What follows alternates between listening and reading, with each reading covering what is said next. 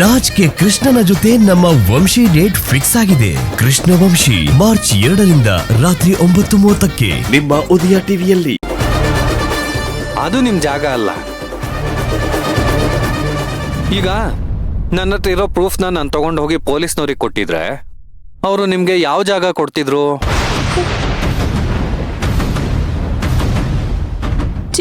ಜೈಲಲ್ಲಿ.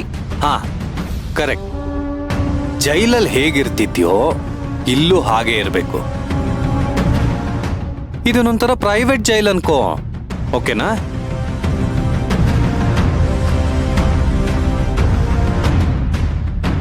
ಏನ್ ಮುಖ ನೋಡ್ತಿದ್ಯಾ? ಇಳಿ ಕೆಳಗೆ, ನೆಲದ ಮೇಲೆ ಮಲ್ಕೋ ಹೋಗು.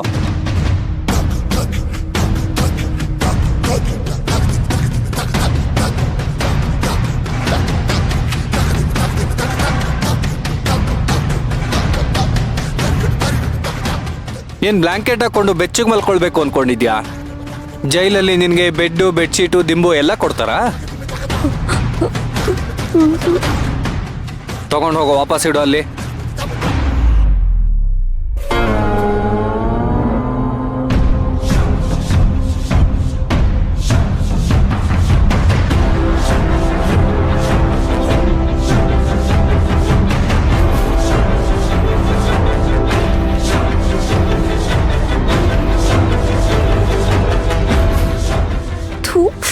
ಇನ್ನು ಏನೇನು ಕಾಟಗಳು ತಡ್ಕೋಬೇಕೋ ಏನೋ, ಅದು ಹೇಗೆ ಯಾಮಾರ್ಬಿಟ್ಟೆ ನಾನು.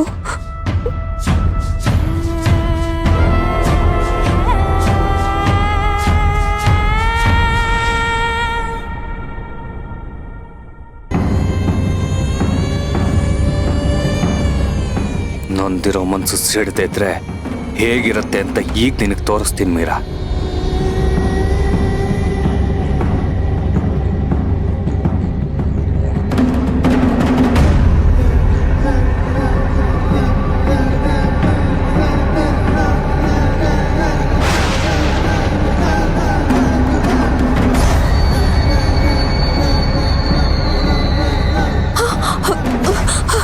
ಏಯ್, ಏನ್ ಎದ್ದೇಳ್ತಿದ್ಯಾ?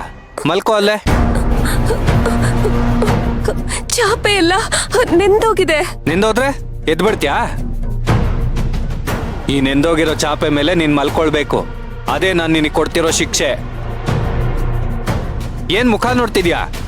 ಅಲ್ಲ, ತುಂಬಾ ಚಳಿ ಇದೆ. ಓ, ನಿನ್ ಚರ್ಮಕ್ಕೆ ಸ್ವಲ್ಪ ಚಳಿ ಆದ್ರೂ ನಿನಗೆ ಕಷ್ಟ ಆಗತ್ತೆ. ಅದೇ ನನ್ನ ಹೆಂಡತಿ ಮೈಗೆ ಬೆಂಕಿ ಹಚ್ಚಿ ಅವಳನ್ನ ಸಾಯಿಸಿದ್ಯಲ್ಲ, ಅವಳ ಚರ್ಮ ಎಲ್ಲ ಸುಟ್ಟೋದಾಗ ಅವಳಿಗೆ ಎಷ್ಟು ಕಷ್ಟ ಆಗಿರ್ಬೇಕು, ಎಷ್ಟು ನೋವಾಗಿರ್ಬೇಕು. ಒಂದು ಸಲಿನಾದ್ರೂ ಯೋಚನೆ ಮಾಡಿದ್ಯಾ?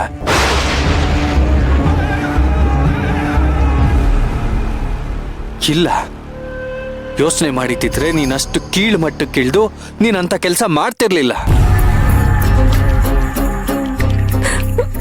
ತಪ್ಪಾಯ್ತು, ನನ್ನ ಕ್ಷಮಿಸ್ಬಿಡಿ. ಕ್ಷಮಿಸೋದಕ್ಕೆ ನೀನ್ ಮಾಡಿರೋ ತಪ್ಪಲ್ಲ, ಅಪರಾಧ. ಅದಕ್ಕೆ ಯಾವತ್ತು ಕ್ಷಮೆ ಅನ್ನೋದೇ ಇಲ್ಲ. ಅದು ಕೊಡ್ಬೇಕಾಗಿರೋದು ಶಿಕ್ಷೆನೆ. ಇನ್ಮೇಲೆ ನರಕ ಹೇಗಿರುತ್ತೆ ಅನ್ನೋದನ್ನ ನೀನ್ ಇಲ್ಲೇ ನೋಡ್ತ್ಯಾ. ಮಲ್ಕೋ.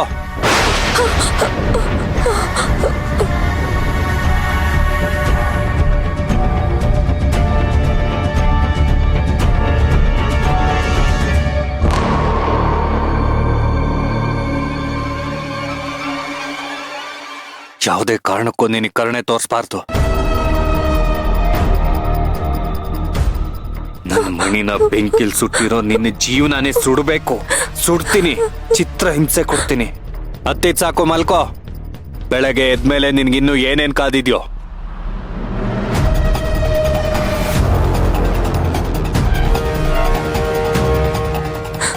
ಅಯ್ಯೋ, ಇಲ್ಲಿ ಮರಿ ತರ ಇದ್ದ, ಈಗ ಹುಲಿ ತರ ಆಡ್ತಿದ್ದಾನೆ.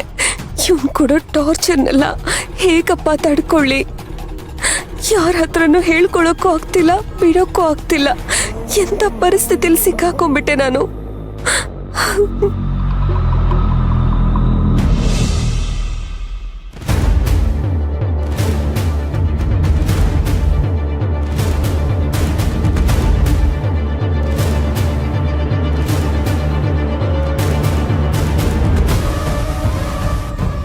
ಇವತ್ತು ನೀನು ಮಾಡ್ತಾ ಇರೋ ಶುಭ ಕಾರ್ಯಕ್ಕೆ ನಾನು ಮಾಡ್ತಾ ಇರೋ ಮೊದಲನೇ ಅಭಿಷೇಕನ ಈ ಸ್ಮಶಾನದ ಹೂನ ನಿನಗೆ ಮುಡಿಸೋದು.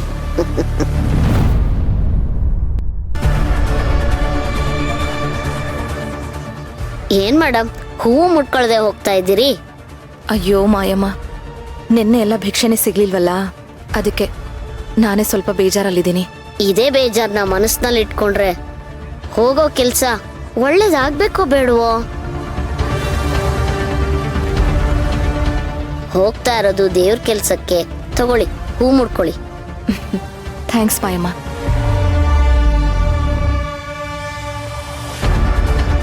ಕೊಡಿ, ನಾನು ಹಿಡ್ಕೊತೀನಿ.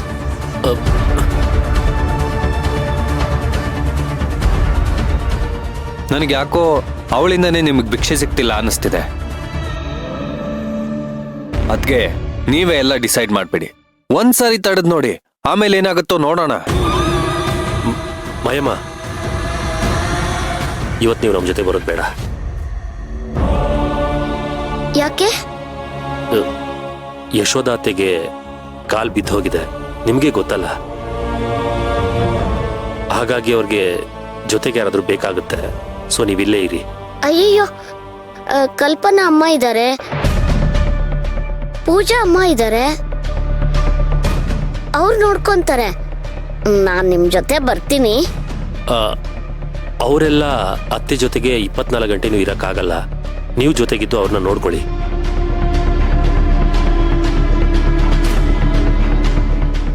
ನೀವಾದ್ರೂ ಹೇಳಿ ಮೇಡಮ್, ನಾನು ನಿಮ್ ಜೊತೆ ಬರ್ತೀನಿ.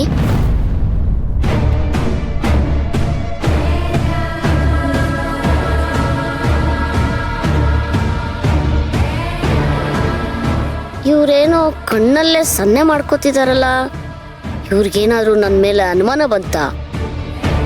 ಮಾಯಮ್ಮ ನೋಡಿ, ವ್ರತ ಇರೋದು ನಮ್ಮಿಬ್ಬರದು. ನೀವ್ಯಾಕೆ ಸುಮ್ಮನೆ ಕಷ್ಟಪಡ್ಬೇಕು? ಅಯ್ಯೋ, ನನಗೇನು ಕಷ್ಟ ಇಲ್ಲ, ನಾನು ಇಷ್ಟಪಟ್ಟೆ ಬರ್ತಾ ಇದ್ದೀನಿ. ಆದ್ರೆ ನಿಮ್ಮನ್ನ ನಮ್ಮ ಜೊತೆ ಕರ್ಕೊಂಡು ಹೋದ್ರೆ ಕಷ್ಟ ಆಗುತ್ತೆ. ಅಯ್ಯೋ, ನನ್ನಿಂದ ನಿಮಗ್ ಕಷ್ಟ ಆಗುತ್ತಾ? ನಿಮ್ಮಿಂದ ಕಷ್ಟ ಆಗುತ್ತೆ ಅಂತಲ್ಲ, ನೆನ್ನೆನೆ ನೋಡಿದ್ರಲ್ಲ, ಎಷ್ಟೋ ಜನ ಭಿಕ್ಷೆ ಹಾಕೋದಿರ್ಲಿ ಬೈದ್ ಕಳಿಸಿದ್ರು. ನಮ್ಮಿಂದ ನೀವು ಬೈಸ್ಕೊಳ್ಳೋದು ಇದೆಲ್ಲ ಯಾಕೆ ಹೇಳಿ? ಪರವಾಗಿಲ್ಲ, ನೀವು ನನಗೆ ಅನ್ನ ಹಾಕ್ದೋರು, ನಿಮ್ಗೋಸ್ಕರ ನಾನು ಬಯಸ್ಕೊಂಡ್ರೆ ನನಗೇನು ಬೇಜಾರಿಲ್ಲ. ನಿಮಗ್ ಬೇಜಾರಿಲ್ಲದೆ ಇರಬಹುದು, ಆದ್ರೆ ನಮ್ಮಿಂದ ಇನ್ನೊಬ್ರು ಬೈಸ್ಕೊತಿದ್ದಾರೆ ಅಂದಾಗ ನಮಗ್ ಬೇಜಾರಾಗತ್ತೆ. ನಿಮ್ಗೋಸ್ಕರ ನಾನು ಜೀವ ಕೊಡಕ್ಕೂ ರೆಡಿ ಇದ್ದೀನಿ.